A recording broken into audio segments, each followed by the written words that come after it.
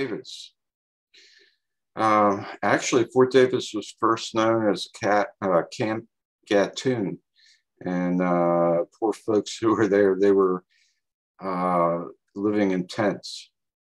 It was formally established on 22nd of December 1919.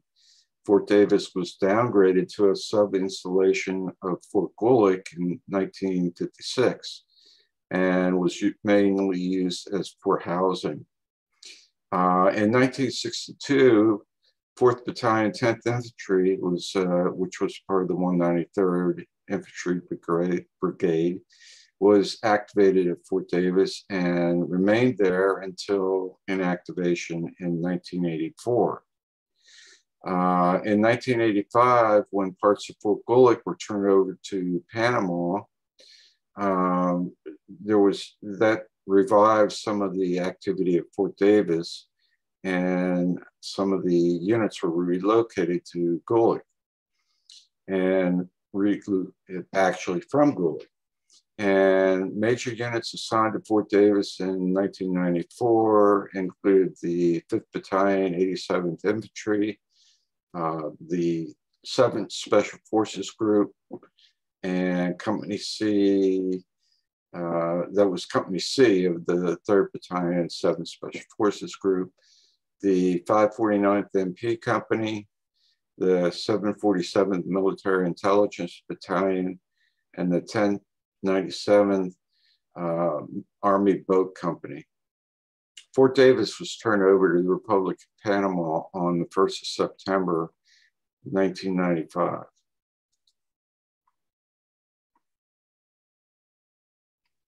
Okay, this has not usually thought of as Fort Davis, but it was actually within there. At one time, this is Mindi Road. At one time, there was a fairly good sized farm in this particular area here. And one of the things they produced was milk. And this Mindi Dock Road was built because the farm had a dock down here where, shipments could be brought in or out. It was a deep water dock. And the road, when I was down there, it was all gravel road, and it was kept, very clear along the sides and so forth. This was reported by Gregory Kondravi, and he noted that it was sprayed regularly. While I'm here, a couple things I'll show you also is this is a new bridge here that goes across the canal. And the other thing I'll mention is Mindi Dock. Mindi Dock, for a period of time, was used for ferry service, and I think, but I'm not sure, that in the period between when the new locks were being constructed and this bridge opened, the only way you could get back and forth to Fort Sherman was by ferry. But when they did that, they demolished the old Mindi Dock, which was a concrete structure which came out here, and it was cleared back in around here. And I used to go fishing out there quite a bit. At that point in time, as I said, it's deep water dock, or it was a deep water dock. And sometimes we'd go out there and there'd be a ship dock there. And it was like, oh, okay, well, we can't go to the Mindi Dock today. The rumor was that military was using that dock occasionally to bring things in, and we guess, well, it must be ammo or something in that they docked here rather than docking, in either Cristobal or Coca-Cola. Okay, and you can just barely see it up here. This is Mindi Dock Road and Mindi Dock. 1969 view, low resolution. And Mindi Dock right here, Mindi Dock Road. And in fact, this shows the dairy farm right down here.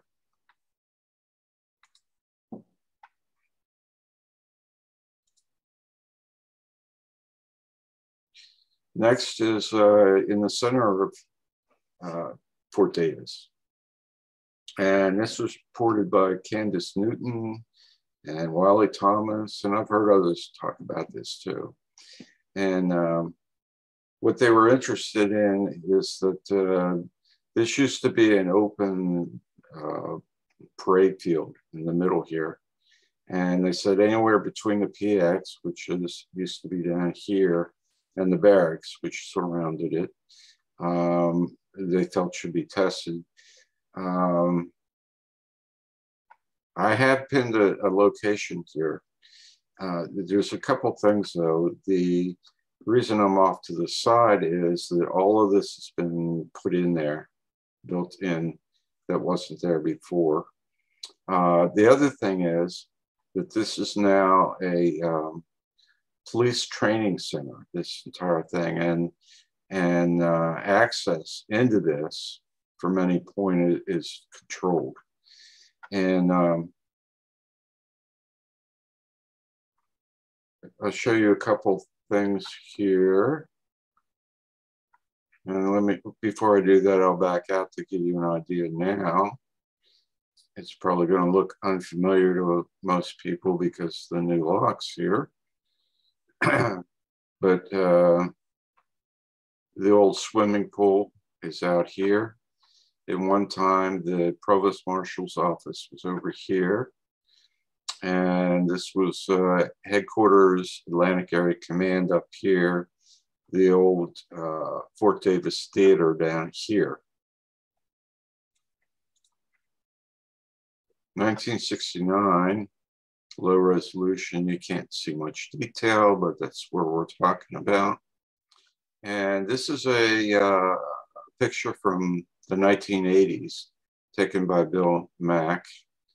And you can see at that point, most of that area in between the barracks was open. This is what used to be the PX, and they had communications, and there was some other things in there too. There was like I think a dry cleaners and tailors and so forth.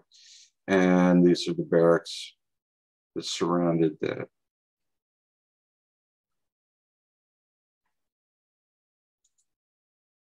All right, this is an even older picture, and I'm not sure what the date was on this. And the interesting thing is, part of the PX is there. Parade field is pretty much completely open. We got the barracks on this side and this side, but to me, unless the sun reflecting off of there, I don't think the third side of the barracks was in yet. However, some of the housing areas and all that were here.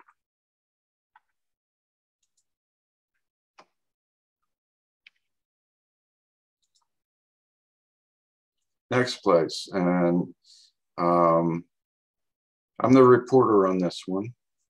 This came from a pesticide special study that they did.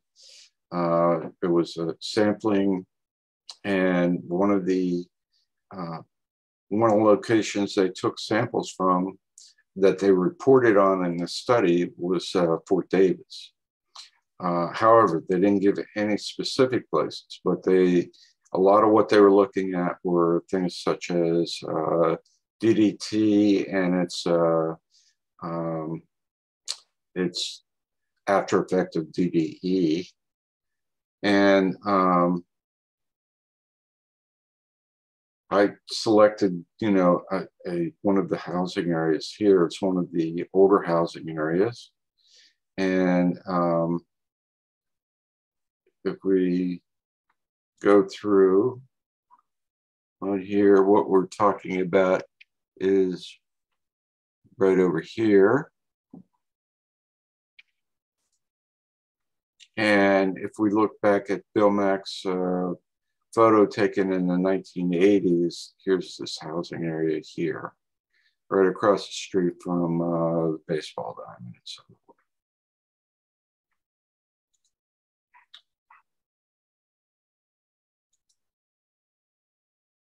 Okay, next point, and this is Susan Wolfson. Again, she wanted this was an open field here, and it was used for training purposes. And it was behind, these are the enlisted quarters here, and building 46, which at one time was the 549th MP Company. And as you can see, different things have been, roads and things have been built in there since then. And if we look at our old view, you can't see much there. But if we go back to Bill Mack's picture, it's this area over here.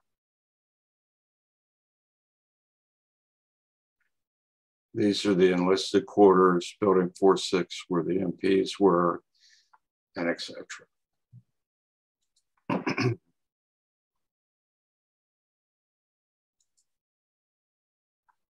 Okay, another location that was reported by Susan Wilson. There used to be an old wooden rappelling tower that was down here. At one point, a long time ago, this was a road that went out to another gate, which at least in the 1970s was not used at that point. So this area was all clear. And we're talking about this location right here. And if we go on to this map, it is right up in this area. This is one of the old canal zone. I'm sorry. I am sorry. Is this area right here. As I said, there used to be a gate through there out of Fort Davis, and where the roadway, this is Boulevard Highway, where it went over to Gatun. So looking on this photo, I tried to see if you could see the rappelling tower, but I can't tell. And this is the 1980s, so it could have been gone, but it was in this area down here.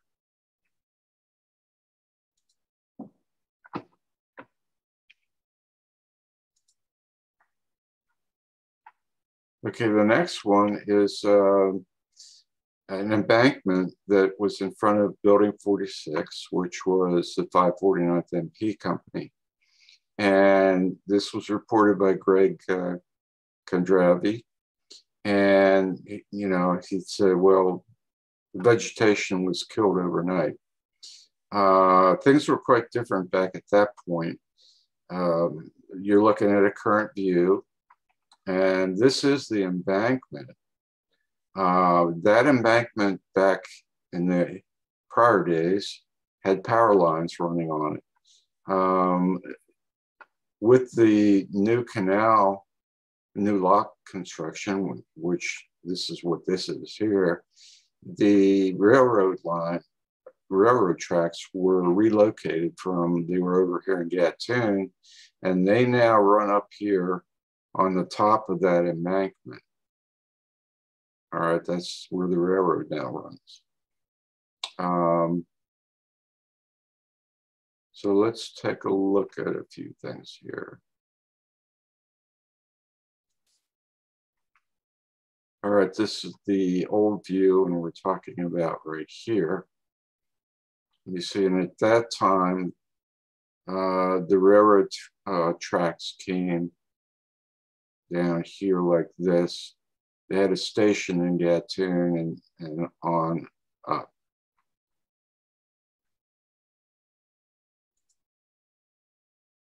All right, if we look at Bill Mack's 1980 photo again, you can see the embankment running here. You can see it's clear. And at that point, it was still, you can still see the power lines that were running along there.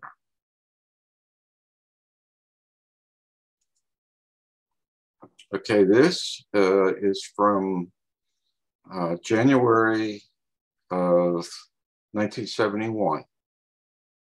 And I'm sorry, this one is 1972. And here's the embankment we're talking about and the power lines. And at this point, this stuff is pretty grown up, but you know, later on, they would come along and they would spray it and keep it clear. And in fact, in the background here, you can just barely make out, that's a train on the old tracks. And now, of course, the tracks run through here. And here we are with another photo. And this is from in front of Building 46 with the embankment, power lines and so forth running here. And, you know, this stuff would be knocked down periodically.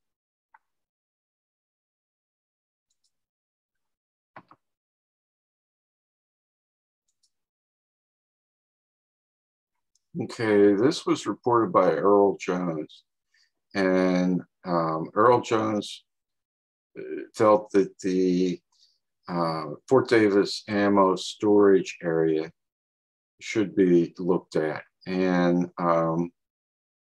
going through all of these areas across the Canal Zone, it does appear that most of the ammo places did have something to keep vegetation down. Now, this is one of the locations that I have reason to believe the ammo may have been here, but I can't be sure given the time period and so forth. And that appears here on the 1969 view.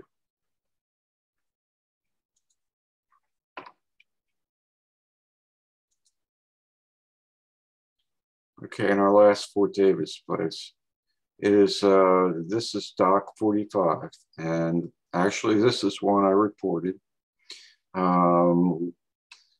It was rather remote, very remote when I was down there. I'm going to zoom out and try to give you an idea. Here's the main area of Fort Davis. And this was by means of a small road that came down through the jungle and so forth. And as you approached it, there were antennas, microwave stuff, and all that, and coming down. And then Dock 45. Since that time, the roads have been realigned somewhat because your new locks are right over on this side. And there's also been new construction along the side of it.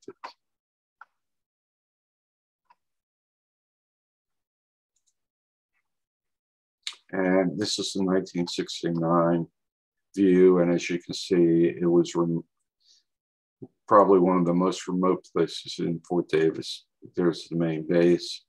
And you can kind of see the road that came down here.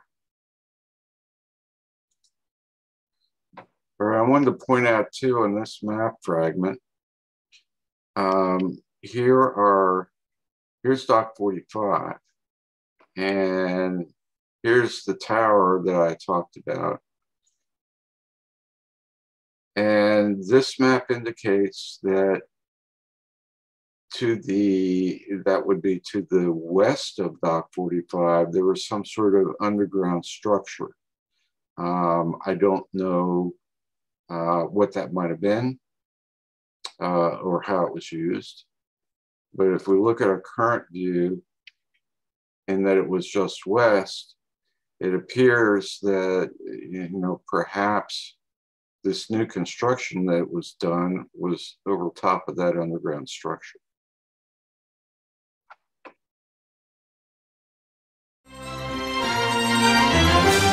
I'd like to thank veteran Richard Wyman for putting together all of this information on possible places to test in the Panama Canal Zone.